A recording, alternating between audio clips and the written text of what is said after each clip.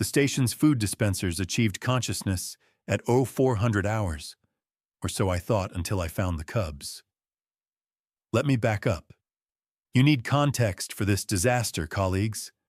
I'm Krishtov, and I've been running the juvenile containment facility on Station Helix for 12 cycles. 12 cycles of managing 6 predator cubs whose parents work deep space assignments. I've handled teething, territorial disputes, and that incident where Shriek figured out the airlock codes. I thought I'd seen everything. Then the human showed up. Harper arrived on a Thursday, transferred from some archaeological dig on a dead world. Apparently our station sits near some ancient ruins she wanted to catalog. Fine. We get temporary researchers all the time. They stay in their quarters, do their work, leave. Simple. Except Harper didn't stay in her quarters. I discovered this at 4:30 hours when I entered the feeding area and found all 6 dispensers producing food in patterns I'd never programmed. Shriek's dispenser was cycling through every protein variant in the database. Thessa's was mixing carbohydrates with mineral supplements in ratios that would give a nutritionist seizures. The others were equally chaotic, and there, sitting cross-legged on the floor surrounded by 6 very excited predator cubs, was the human. She had a camera. She was taking photographs. "Excuse me," I said, probably with more calmness than the situation warranted. "What exactly is happening here?" Harper looked up. She had those unsettling human eyes, the ones that look forward like a predator, but somehow also seem friendly. "Oh, good morning. You must be Krishtov. I'm Harper. The cubs were showing me their breakfast project." Breakfast project. The cubs had created 17 different food combinations, none of which should exist. Thessa was gnawing on something that looked like it had the consistency of rubber and the color of a bruise. Pock and Mara were taking turns licking what appeared to be frozen nutritional paste mixed with cleaning solution. Kiv, the smallest, had managed to create a pile of food pellets cemented together with what I desperately hoped was just water. "Those dispensers," I said slowly, "require level 5 engineering access to reprogram." "Oh, the cubs figured that out 3 days ago," Harper said cheerfully. She adjusted her camera angle to capture Shriek, who was proudly presenting her with something that was smoking slightly. "I've been documenting their problem-solving methods. Fascinating stuff." I stared at her, then at the cubs, then at the abominations they were eating. "That's toxic," I managed. "Half of those combinations would hospitalize an adult. The cubs should be unconscious or worse." Harper tilted her head, considering Lina, who was happily crunching through what looked like industrial sealant mixed with vitamin supplements. "They seem fine to me." She wasn't wrong, which was the most disturbing part. The cubs were energetic, alert, and showing no signs of distress. Shriek's tail was wagging so hard, his entire back half was wiggling. Thessa kept bringing Harper new creations like a cat presenting dead birds. "How long?" I asked carefully. "Have you been supervising this?" "Supervising?" Harper laughed. "I'm not supervising. I'm observing. They invited me to watch."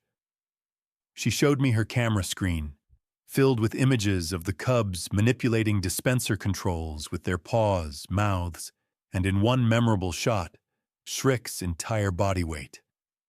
I activated my comm. "Medical to juvenile facility. Potential poisoning event." "No need," Harper said, still photographing. "I took biological samples an hour ago, sent them to the lab. The cubs are metabolizing everything perfectly." "You took biological samples, saliva swabs, non-invasive." She gestured to a small collection kit beside her.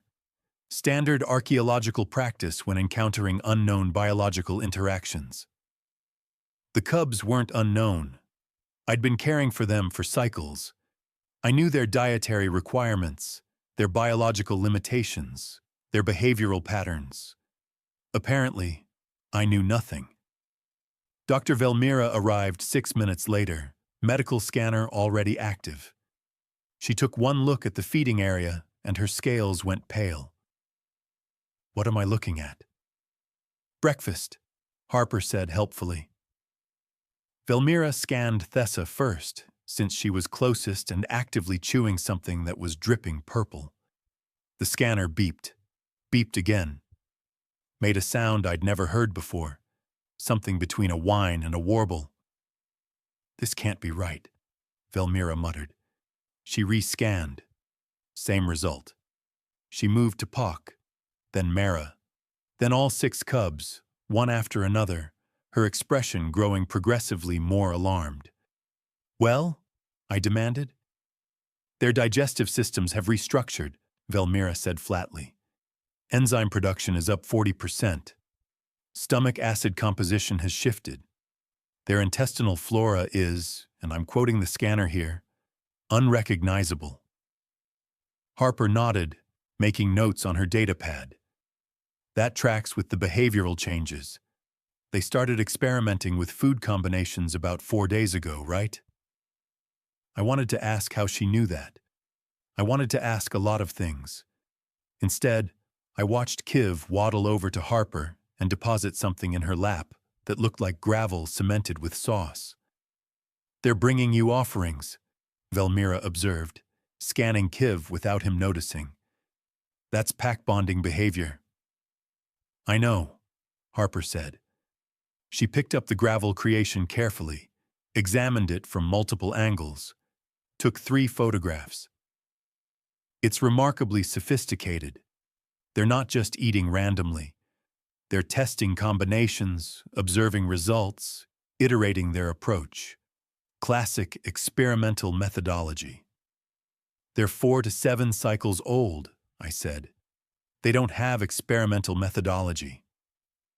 Harper gave me a look that I would later recognize as her patient explaining the obvious expression. They're predators. Predators experiment. It's how they learn what's safe to eat, what's dangerous, what gives them advantages. She gestured to her camera. I've documented similar behavior in pack hunters on 6 different worlds. The difference is usually adult supervision teaches them limitations. So you're saying, Velmira said slowly, that these cubs are advancing beyond their normal development because no one told them they couldn't? More or less. I looked at the cubs. Shrik was showing Lina how to make the dispenser produce 2 different foods simultaneously and combine them mid-air. Thessa had somehow created a food item that was 3 different colors in distinct layers. Pock and Mara were engaged in what appeared to be a competitive tasting event. This is impossible, I said. It's improbable, Harper corrected. She photographed Shrik's mid-air food fusion. Impossible would be if they violated physics.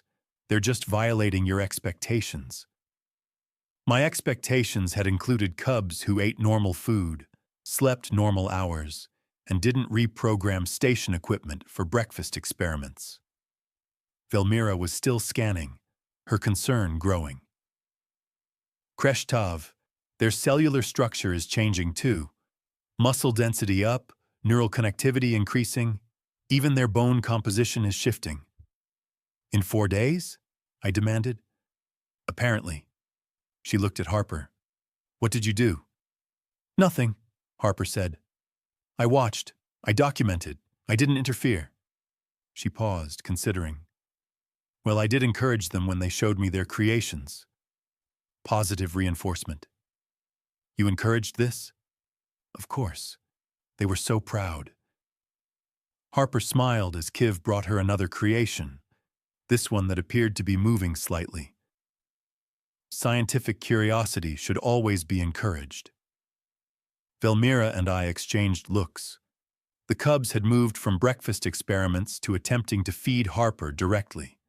She accepted each offering, photographed it, added it to a growing collection on a tray she'd apparently brought specifically for this purpose. "Aren't you concerned?" Velmira asked carefully. "About encouraging behavior that could be dangerous?" Harper considered this while Thessa deposited something fuzzy in her hand. "Dangerous to whom?" "The cubs are thriving. Their development is accelerating in measurable ways. They're happy, healthy, and learning advanced problem-solving." She photographed the fuzzy item. "The only danger I see is an adult telling them to stop." I opened my mouth, closed it, tried again. "You've been here 4 days." 3.5, Harper corrected. "I met the cubs my first evening. They were trying to open a locked storage compartment. I showed them you could pick the lock with a bent wire. They taught me their pack greeting call. Seemed like a fair exchange." "You taught them to pick locks." "I taught them physics and applied leverage," Harper said primly. "The lock-picking was incidental." This was going to be a nightmare. I could feel it in my bones, in my scales, in every instinct that had kept me alive through 12 cycles of cub wrangling. Velmira was still scanning, now focusing on the food creations themselves. "These combinations shouldn't work. Half of these ingredients are chemically incompatible." "In standard metabolism, yes," Harper agreed. "But the cubs aren't using standard metabolism anymore." She gestured to Shriek, who was gnawing on something that appeared to be both solid and liquid simultaneously. "They're adapting in real time." "That's not how biology works," I said. Harper shrugged. "Tell them that." Shriek chose that moment to successfully swallow his impossible food item, burp loudly, and immediately request more from the dispenser, which produced it, which he modified mid-production by pressing 3 buttons in sequence that shouldn't have done anything, but somehow created a swirled effect. "I need to report this," I said. "Report what?" Harper asked. "That the cubs are healthy, happy, and developing faster than normal? Seems like good news." "Report that their biology is changing," Velmira said. "That they're metabolizing toxic combinations. That their digestive systems have restructured in under a week." Harper took another photograph, this time of all 6 cubs clustered around the dispenser array, like students around a laboratory experiment, which I was beginning to realize was exactly what they were doing.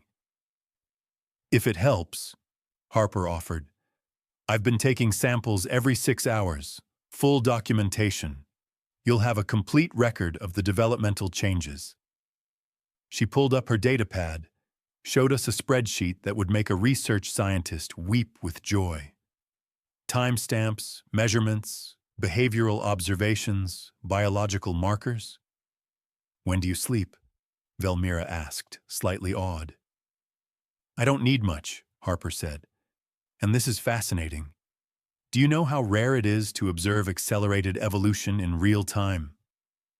"This isn't evolution," I protested. "Evolution takes generations." "Usually," Harper agreed. She photographed Lina, who had created a food tower 3 times her own height. "But these cubs are predators. Predators adapt fast. It's survival mechanism." She glanced at me. "You've never seen them do this before?" "Never," I said firmly.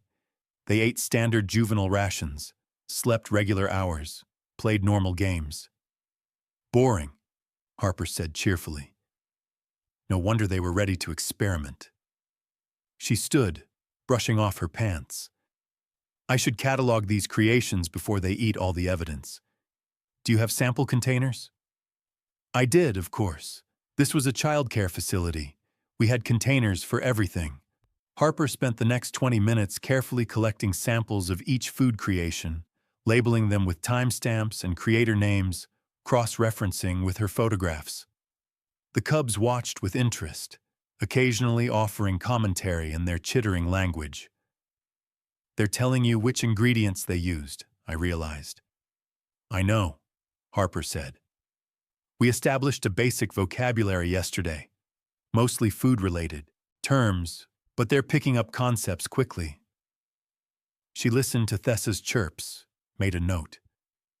Apparently, this one includes floor pebbles. Floor pebbles, Velmira repeated weakly. For texture, Harper explained, as if this was perfectly reasonable.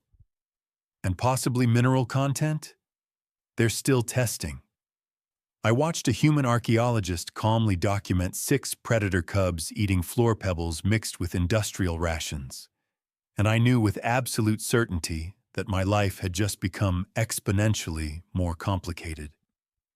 The cubs finished their experimental breakfast, cleaned their faces by rubbing against Harper's legs, and then promptly collapsed into a sleeping pile in the corner. Normal behavior, finally, except their breathing was synchronized, all 6 of them, inhaling and exhaling in perfect rhythm. They didn't do that before, I said quietly. Pack coordination, Harper said, still making notes. They're becoming more cohesive as a social unit. She looked pleased. It's actually quite beautiful from an anthropological perspective. We're not anthropologists, Velmira said. We're childcare workers. Our job is keeping them safe, not encouraging biological impossibilities. Harper fixed her with those forward-facing predator eyes. And they've never been safer or healthier, according to your own scans. She gestured to the sleeping pile. Look at them. They're content. They're learning. They're thriving. She wasn't wrong. The cubs looked better than I'd ever seen them. Their fur was glossier, their breathing easier, their bodies relaxed in genuine rest rather than the fitful sleep of confined young predators. What happens tomorrow? I asked. Harper smiled. They show us what else they can do. That's when the morning shift arrived and found cubs sleeping peacefully, food dispensers reprogrammed, and me standing in the middle of organized chaos, wondering how an archaeologist had restructured reality in under 4 days. And wondering what would happen when the cubs woke up ready for lunch. You want to know the worst part, colleagues? The cubs woke up hungry. Not normal hungry. Not time for afternoon rations hungry. They woke up at 1100 hours with what I can only describe as scientific hunger. The kind that makes you want to test hypotheses. Velmira had stayed, ostensibly to monitor their biology, but really because she couldn't look away. Like watching a controlled disaster. Harper had set up what she called an observation post in the corner.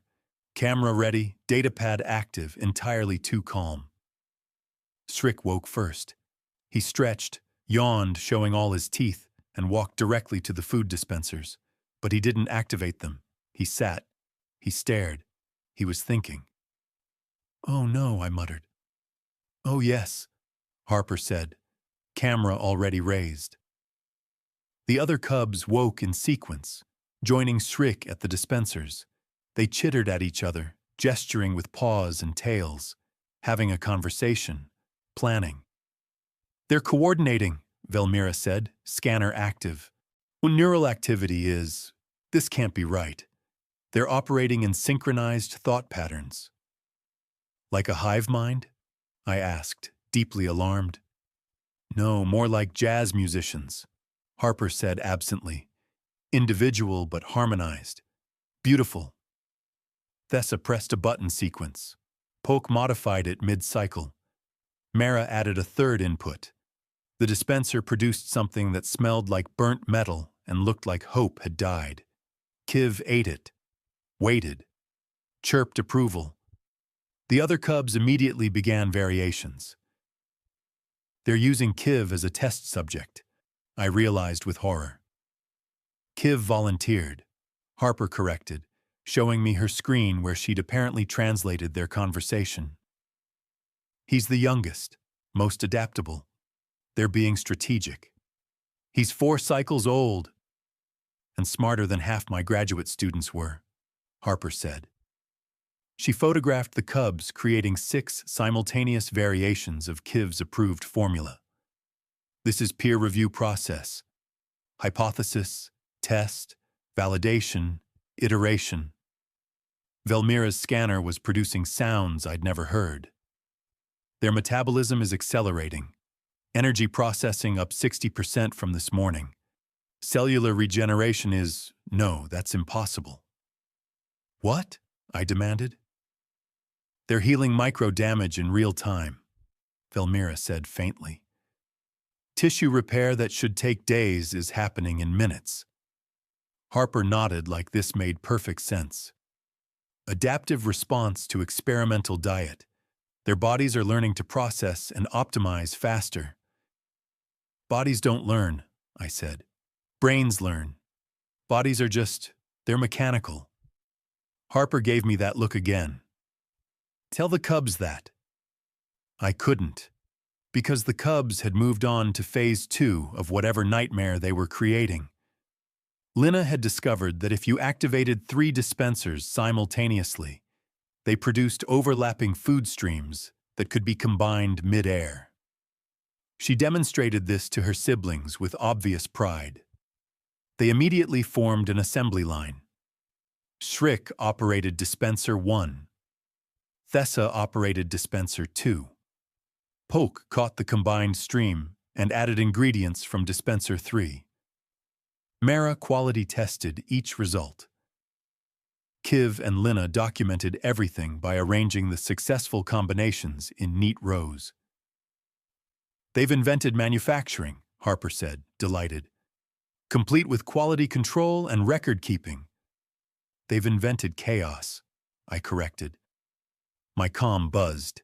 Security Chief Thornax responding to my earlier request for, well, I wasn't sure what I'd requested.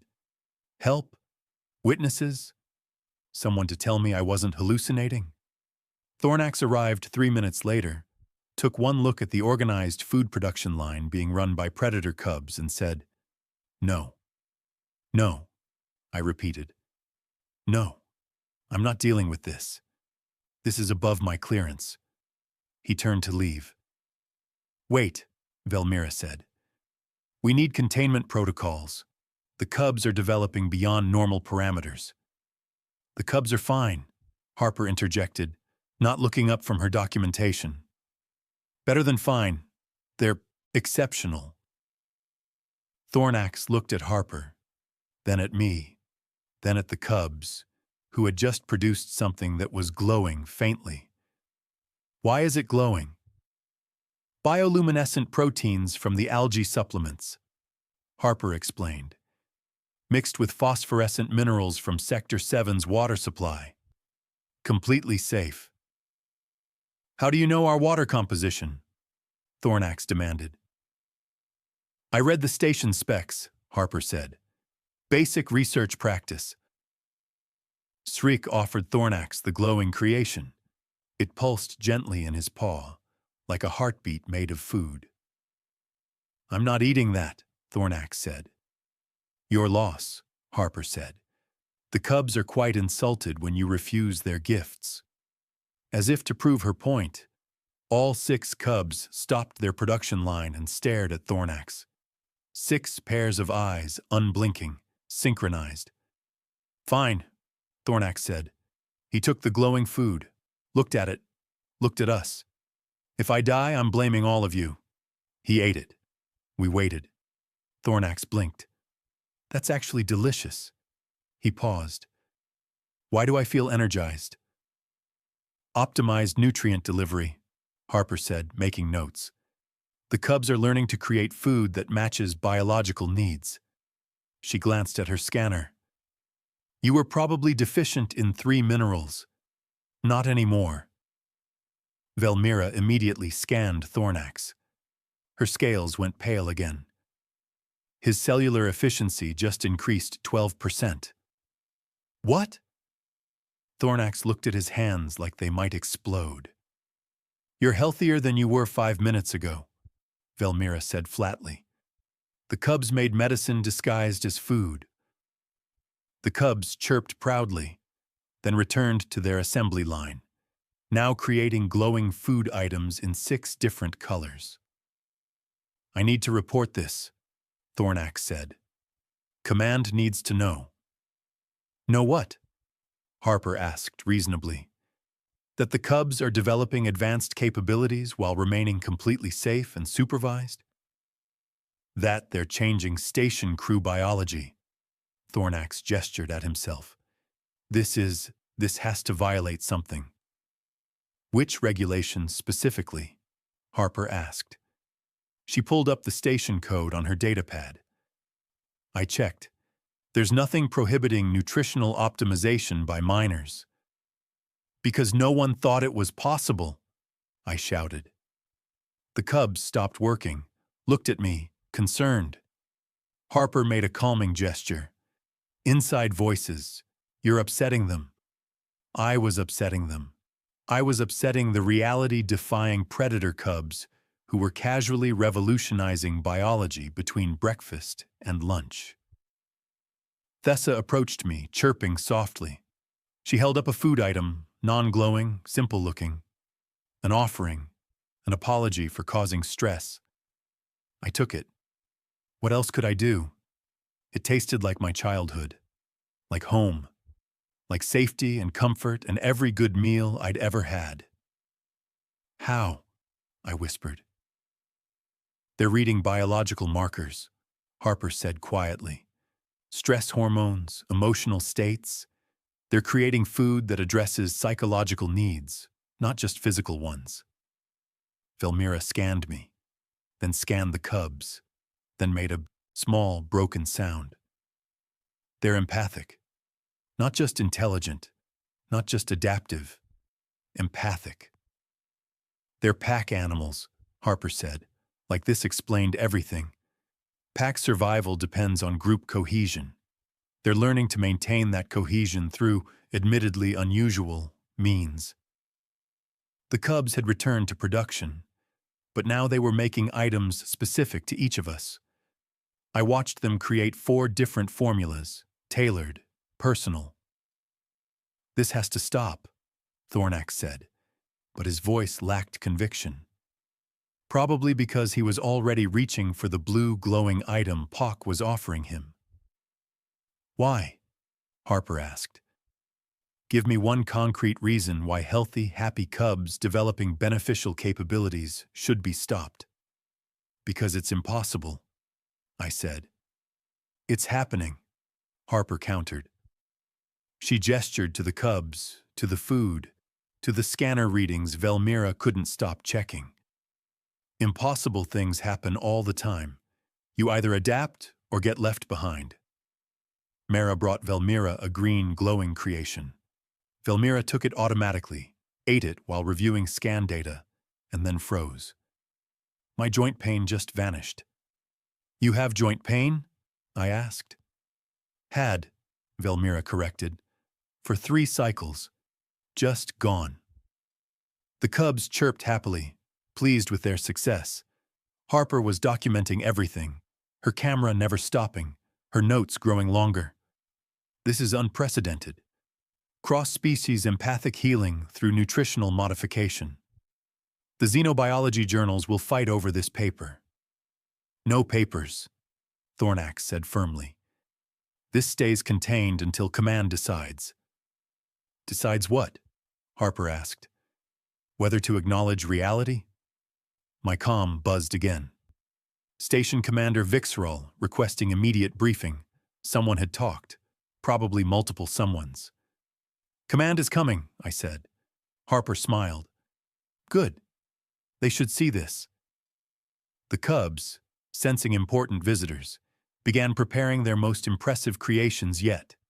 All 6 dispensers active, coordinated production, colors I didn't have names for. "This is going to be a disaster," I said. "This is going to be fascinating," Harper corrected. And that's when 3 crew members from engineering entered for their lunch break, saw the Cubs' production line, and made the fatal mistake of accepting offered food. So let me tell you what happens when 3 engineers eat cub food, colleagues. What happens is biology stops being a suggestion and becomes a choose-your-own-adventure. Engineer Kral ate the orange glowing item. Engineer Des took the purple one. Engineer Vin, who never did anything halfway, ate both the blue and the green. Velmira's scanner exploded into alarm sounds. "What?" I demanded. "What's happening?" "Their cellular structure is rewriting," Velmira said, her voice climbing octaves. "Active genetic expression modification, enzyme production shifting, metabolic pathways restructuring." "In common, please," Thornax said. "They're evolving," Harper translated calmly. She was scanning all, 3 engineers with her own equipment. Faster metabolism, improved neural connectivity, optimized organ function. The cub's food is acting as a catalyst. Kral blinked rapidly. "I can see better. Everything is sharper." Des flexed her fingers. "My arthritis is gone. My hands haven't felt like this in cycles." Vin was staring at a wall panel. "I can see the electromagnetic fields, the wiring behind the panels. It's all just visible." "That's not possible," I said, and realized I'd said that exact phrase 17 times today, and it had stopped meaning anything. The cubs watched the engineers with intense focus, chittering among themselves. Taking notes, I realized with creeping horror. They were documenting results like researchers. Harper was right there with them, comparing observations. "You're encouraging this," I accused. "I'm recording it," Harper corrected. "There's a difference." She showed me her screen. "Look at the control and precision. The cubs aren't randomly experimenting anymore. They're targeting specific biological improvements. That's not accident, that's design." Station Commander Vixral entered with 2 xenobiology specialists I didn't recognize. Important ones, judging by their credentials displayed on their uniforms. The kind that get called in when reality malfunctions. Vixral looked at the cubs, at the glowing food production line, at the 3 engineers who were discovering new senses in real time, at Harper, calmly photographing everything. "Explain," Vixral said. So I tried. I explained the breakfast experiments, the biological changes, the empathic food creation, the fact that 3 crew members were currently undergoing spontaneous evolutionary advancement, while 6 predator cubs watched with scientific interest. It sounded insane. It was insane. The specialists immediately began scanning everything. Cubs, food, crew members, dispensers, air quality, probably my sanity. "This is unprecedented," the first specialist, Dr. Hess, said. "Impossible." "Everyone keeps using that word," Harper muttered.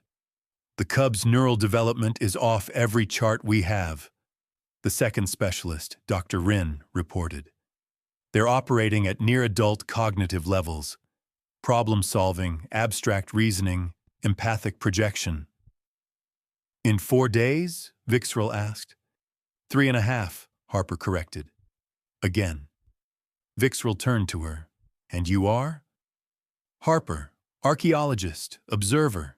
Harper gestured to her comprehensive documentation. "I've recorded everything. Full biological data, behavioral patterns, a timeline of developments. It's all here." Dr. Hess grabbed the datapad, started reading, and went very still. "This is research quality documentation. This is better than research quality. This is, how did you collect this much data?" "I don't sleep much," Harper said. "And the cubs are cooperative subjects." Srick chose that moment to bring Dr. Hess a yellow glowing creation. An offering. A bribe, maybe. "Don't eat that," Vixral ordered. "Why not?" Harper asked. "Everyone else who's tried the food is healthier now. Measurably. Substantially."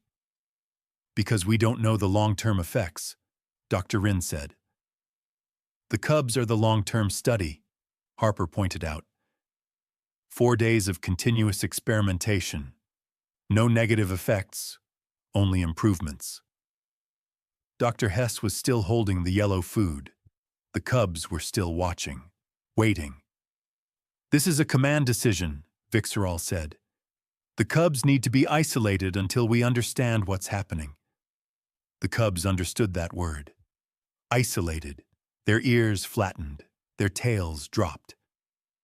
Lina made a small, distressed sound. No, Harper said flatly. Excuse me? Vixerall bristled. Isolating them will halt their development, Harper said. They're learning through social interaction, through feedback, through pack dynamics. Separate them, and you'll traumatize 6 children while learning nothing useful. They're not children. They're biological anomalies, Dr. Rinn said. They're both, I said quietly. Everyone looked at me. They're cubs. They sleep in piles. They bring us gifts. They get excited about new discoveries. They're also apparently revolutionizing biology. The cubs had moved closer to Harper, seeking protection. Pack behavior. She was their pack now, I realized. In 3.5 days, she'd become their trusted adult. The human is the variable, Dr. Hess said suddenly. The cubs were normal until she arrived. I'm not doing anything, Harper protested. I'm observing. You're encouraging, Velmira said. You told them their experiments were good. You documented their successes. You gave them positive reinforcement for breaking biological laws. I gave them support for natural curiosity, Harper corrected. Dr. Rinn was scanning Harper now. Her biology is different too. Not as dramatically as the engineers. But there are changes. Improved immune response, elevated neural activity, optimized cellular function. The cubs have been feeding her, I remembered, since day 1. Harper shrugged. They offered. Refusing would have been rude. You've been eating experimental food created by cubs for 3 days? Vixerall asked, incredulous. It's delicious, Harper said. And I feel great. Haven't been sick once. You've been here 3 days, Thornax pointed out. Exactly. Usually I catch something new within hours of station arrival. Different atmosphere, different microbes. Not this time. The specialists exchanged looks, the kind that said they were having a conversation without words. We need to test the food, Dr. Hess said. Comprehensive analysis. Be my guest. Harper gestured to the rows of samples she'd collected. Fully cataloged, time-stamped, cross-referenced. Dr. Rinn took 3 samples, loaded them into a portable analyzer. We waited. The analyzer beeped, then beeped again, then displayed results that made Dr. Rinn's scales flush purple. What? Vixerall demanded. These aren't food, Dr. Rinn said slowly. These are targeted genetic therapies. Each one is customized to address specific biological deficiencies in specific species. She looked at the cubs. They're creating personalized medicine. They're 4 to 7 cycles old, I said, for probably the 20th time today. They're geniuses, Harper said simply. Instinctive, empathic, cooperative geniuses. Shriek chittered something. Harper listened, translated. He says they're not geniuses. They're just paying attention, watching what bodies need, providing solutions. The cubs can communicate that complexity? Dr. Hess asked. We established a working vocabulary, Harper said. Basic concepts at first, but they're picking up abstract ideas quickly. Vixerall was making the face of someone whose worldview was crumbling. I sympathized. Mine had crumbled around 0430 this morning. This needs to be contained, Vixerall said finally. Knowledge of this, access to the cubs, everything. Why? Harper asked. So you can lock them away? Study them like specimens instead of children? That's how you create trauma and resentment, not cooperation. They're dangerous, Dr. Rin said. They're helpful, Velmira countered, surprising everyone. Look at the results. Everyone they've fed is healthier, happier, more capable. Improved, Thornax added. He was looking at his hands again, probably still processing the 12% cellular efficiency increase. The cubs were watching us argue about their fate. Understanding, I realized. They understood every word. Thessa approached Vixral, held up a red, glowing item, offering peace treaty. Don't, Dr. Rin warned. Vixral looked at the food, at Thessa's hopeful face, at the documentation Harper had compiled, at the 3 engineers who were discovering enhanced abilities, at me, probably looking desperate. If I eat this, Vixral said slowly, what happens? You'll be healthier, Harper said. The cubs read biological markers. This item addresses your specific needs. How do you know I have needs? Everyone has needs, Harper said simply. The cubs just see them. Vixral took the food, held it, made a decision that would change everything. She ate it, we waited, the cubs waited. Reality held its breath. Vixral's eyes widened. My back pain. I've had chronic back pain for 8 cycles. It's gone. The cubs chirped triumphantly, and that's when Harper smiled and said, now imagine what they could do with proper support instead of isolation. Here's what you need to understand about command decisions, colleagues. They're only as good as the reality they're based on. And our reality had just been rewritten by 6 cubs and 1 archaeologist who refused to accept impossible as an answer. Vixral stood there, moving her spine in ways she apparently hadn't been able to for 8 cycles, and I watched her entire strategic framework recalculate in real time. How long does this last? She asked Harper. Unknown, Harper admitted, but based on cellular analysis, the changes appear permanent. The cubs aren't creating temporary fixes. They're facilitating actual biological optimization. Dr. Hess and Dr. Rin were frantically scanning Vixral, their equipment singing with data.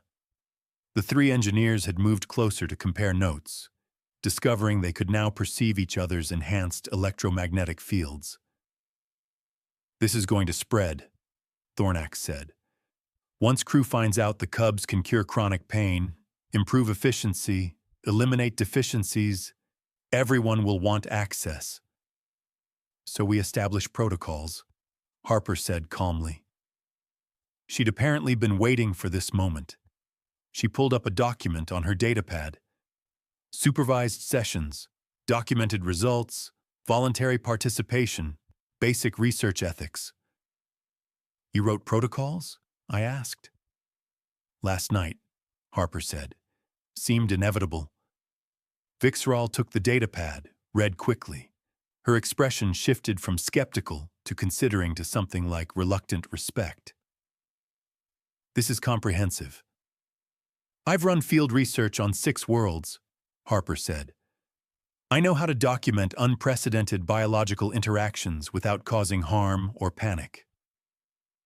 The cubs had returned to their production line, but now they were making items in response to specific requests.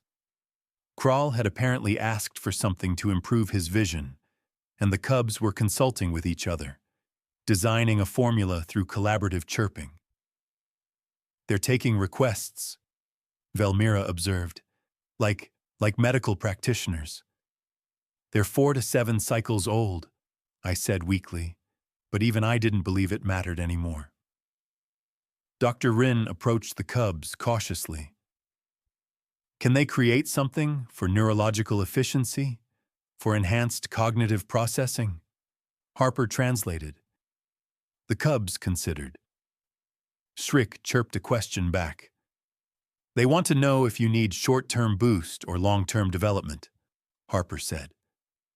Dr. Rin blinked. They understand the difference? They understand bodies, Harper said.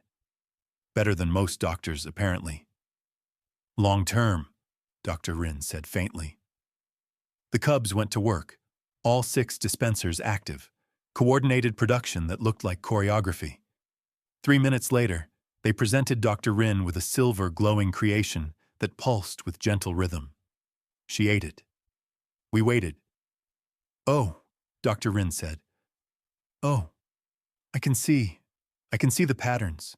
Everything connects. How did they know I was struggling with data correlation? They pay attention, Harper said simply. Dr. Hess was next. He asked for improved physical stamina. The cubs delivered orange and blue swirled combination that tasted, he reported, like sunrise and determination. His exhaustion from 3 consecutive shifts vanished. Word spread fast. By 1400 hours, there were 12 crew members in the juvenile facility, waiting hopefully. The cubs handled each request with focused attention, collaborative creation, and obvious pride in their work. I watched them, really watched them. They weren't just making food anymore. They were healing, helping, creating bonds between themselves and every person they fed, building pack, but station-wide. This is their instinct, I said suddenly. Everyone looked at me. Predators ensure pack survival. They've expanded their definition of pack to include everyone who's kind to them. Harper smiled. Took you long enough. How long have you known? I demanded. Since day 2, Harper admitted. When Kiv brought me food after I helped him reach a high shelf, it wasn't random. It was relationship building. The food was just their available medium. Vixral was making command decisions rapidly now, her improved back apparently helping her think straighter. We need medical oversight. Velmira, you're assigned full-time cub monitoring, biological documentation, health tracking, both the cubs and recipients. Yes, Commander, Velmira said, looking pleased. Harper, you're officially station xenobiology consultant. Someone needs to translate and supervise. I'm an archaeologist, Harper protested mildly. You're whatever we need you to be, Vixral said. You're the only one the cubs fully trust. Harper glanced at the cubs, who were watching her hopefully. I suppose I can adjust my research schedule. Kreshtov, this is still your facility, Vixral continued. But your priority shifts to cub welfare and development. Whatever they need to continue this work safely. Understood, I said, relieved someone was taking command of the organized chaos my life had become. And someone contact the cubs' parents, Vixral added. They should know their children are, what's the appropriate term? Revolutionary, Dr. Hess offered. Miraculous, Velmira said. Themselves, Harper said quietly. Just more so. The cubs had noticed the crowd, noticed the attention. Lina looked nervous. Kiv was hiding behind Shriek. Everyone out except essential personnel, I ordered. You're overwhelming them. Submit requests through proper channels. We'll establish appointment schedules. The crowd dispersed reluctantly. The cubs relaxed. Smart, Harper said. They're still children. They need routine, rest, playtime. You're telling me how to do my job now? I asked. Someone has to, Harper said cheerfully. You've been in crisis mode for 8 hours. She wasn't wrong. By 1600 hours, we'd established basic protocols. Morning experimental sessions for the cubs' own research. Afternoon supervised appointments for crew requests. Evening playtime and rest. Harper documented everything. Velmira provided medical oversight. I managed logistics, and reminded everyone the cubs were still, fundamentally, children who needed naps and games and normal development. The cubs adapted to the new structure easily. They seemed to enjoy having purpose, helping others, seeing the results of their work. Pack satisfaction on a station-wide scale. 3 days later, the cubs' parents arrived. I'd been dreading this conversation. "So," I said to them, in my office trying to find words, "your children have discovered biological optimization through experimental nutrition and are currently revolutionizing medical treatment for the entire station." The parents stared at me. "They're well," I added quickly. "Healthy, happy, thriving, just also, possibly geniuses." Harper arrived with the cubs, who bounded toward their parents with excited chirps. The parents checked them over instinctively, looking for injuries, illness, anything wrong. "They're bigger," the father said. "Developed," Velmira corrected. "Accelerated but healthy development, enhanced cognitive function, improved physical capabilities, advanced social coordination. They've been eating experimental food," the mother said flatly, looking at the colorful items the cubs were eagerly showing her. "They've been creating experimental food," Harper corrected. "And it's not just safe, it's beneficial. May I?" She offered her scanner. The parents reviewed the biological data, reviewed Harper's documentation, watched video of the cubs working together, helping crew members, solving problems. "This is real?" the father asked. "Very real," I confirmed. "Your children are extraordinary." Shriek chirped something, showing his parents a particularly complex creation. Harper translated. "He says they're just being helpful, like Pack is supposed to be." The mother looked at her cubs, at the station crew who'd gathered outside, hoping for appointments, at the comprehensive protocols we'd established. "They're happy?" she asked. "Extremely," I said honestly. "They have purpose, support, and appropriate supervision." "Then we'll extend our deep space contracts," the father decided. "They should continue what they've started." The cubs celebrated with synchronized chirps. 2 weeks later, the station had transformed. Cubs held morning research sessions where they experimented with new combinations under Harper's documentation and Velmira's medical oversight. Afternoon appointments were booked solid for 6 weeks. Evening playtime remained sacred, where cubs were just cubs, playing normal games and sleeping in their pile. The crew members who'd received cub food reported permanent improvements: better health, enhanced capabilities, improved quality of life. No negative effects, only benefits.